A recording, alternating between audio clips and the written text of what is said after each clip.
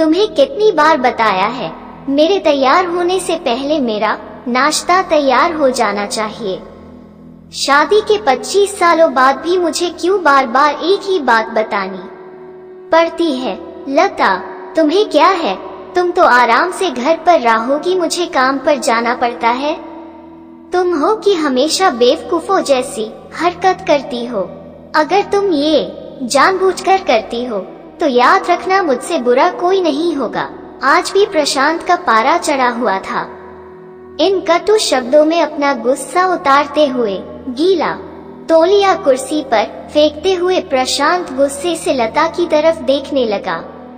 लता के लिए प्रशांत का ये बेवजह का गुस्सा कोई नई बात नहीं थी। वो महीने में 3-4 बार ऐसे ही लता पर बरस पड़ता था।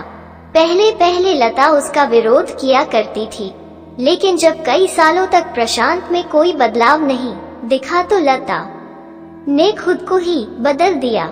अब प्रशांत के कुछ भी कहने से लता को कोई फर्क नहीं पड़ता था। प्रशांत की हर बात वो चुपचाप सिर नीचे झुकाए सुन लेते थी।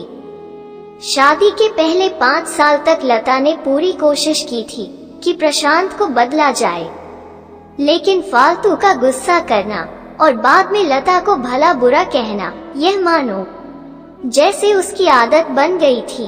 कोई भी वाद विवाद होता तो प्रशांत सीधा लता को बोल देता, अगर मैं तुम्हें अच्छा नहीं लगता तो क्यों नहीं चली जाती अपने मायके, क्यों रहती हो मेरे साथ? इतना सब कुछ होने के बावजूद लता प्रशांत के साथ रहती थी, क्योंकि उसे अपनी बेटी की फिक्र थी। और वो जाती भी तो कहा, अपने बूढ़े हो चुके माँ बाप को इस उम्र में परेशान करना वो नहीं चाहती थी। समाज और लोग क्या कहेंगे, ये भी तो उसे देखना था। वो इतनी पढ़ी लिखी भी तो नहीं थी कि खुद जाकर कोई नौकरी कर सके और अपना और अपनी बेटी का पालन पोषण कर सके। लता को अब अपनी फिक्र नहीं थी, उसको फिक्र थी तो बस अपनी शादी लायक हो रही बेटी की। लता नहीं चाहती थी कि पति पत्नी के झगड़े की वजह से काव्या डिस्टर्ब हो। काव्या की पढ़ाई पूरी हो चुकी थी, उसके लिए अब शादी के रिश्ते आने लगे थे। कई रिश्तों को काव्या ठुकरा चुकी थी। 2-3 महीने बाद एक अच्छा रिश्ता आया। रिश्तेदारों और पहचान के लोगों ने भी लड़के के बहुत गुणगान कहा था। प्रशांत एक शाम अपनी बेटी के पास बैठकर उसे बताने लगा, काव्या बहुत अच्छा लड़का है, पढ़ा लिखा है, बड़ा घर है, बहुत अच्छी नौकरी है। ऐसे रिश्ते बार बार नहीं आते बेटा, इस बार मना मत करना।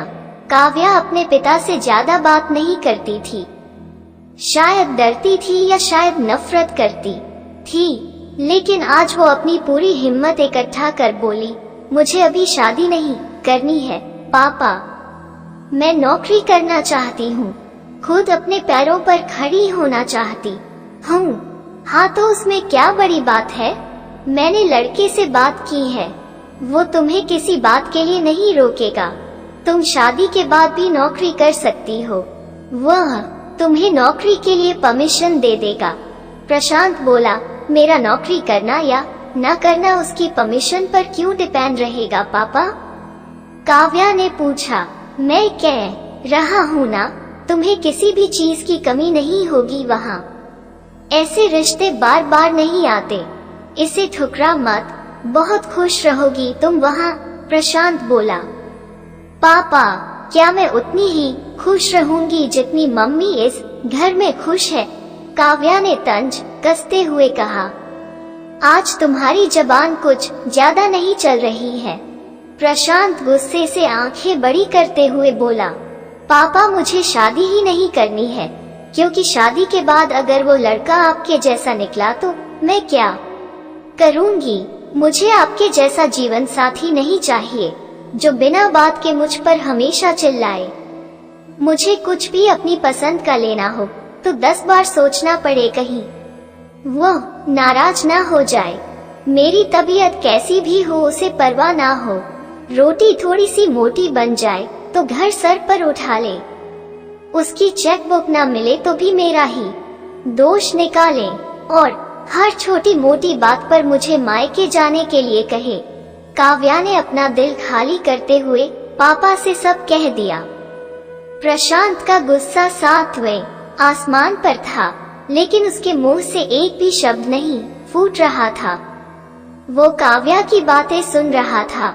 काव्या उतना ही बोलकर चुप नहीं हुई। आज पहली बार वह अपने पापा के सामने इतना कुछ बोल रही थी। पापा, आपने माँ के साथ हमेशा गलत व्यवहार किया है।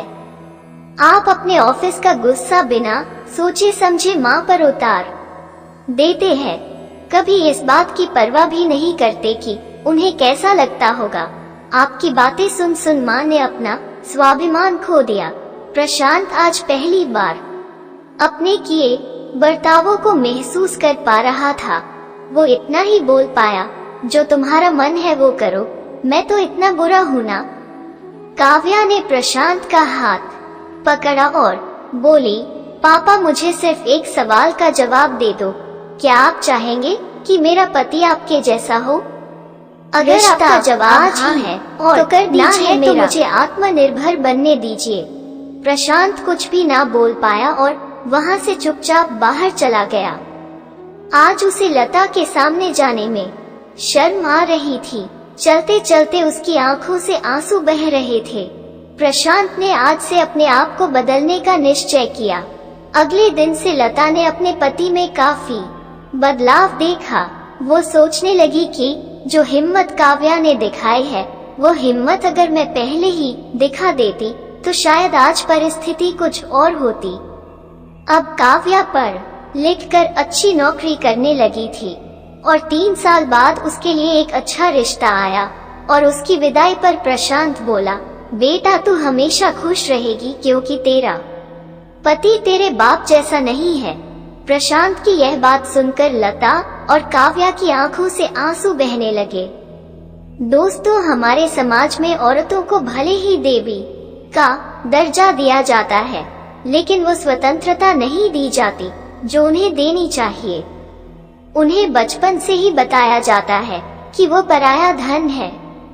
स्कूल से आने में देर हो जाए तो पिटाई मिलती है। मोबाइल पर बातें करते हुए दिख जाए या खिड़की से झांकते हुए दिख जाए तो शक किया जाता है। माँ बाप का घर तुम्हारा नहीं है, पति का घर ही तुम्हारा घर है। जीवन भर यह बातें बता बता कर उन्हें ससुराल भेज दिया जाता है और एक दिन किसी छोटे मोटे झगड़े में ससुराल वालों से उन्हें सुनना पड़ता है कि इस घर को छोड़ दो और मायके चली जाओ।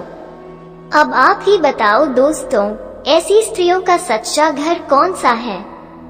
आखिरकार वो किस घर को अपना कहें?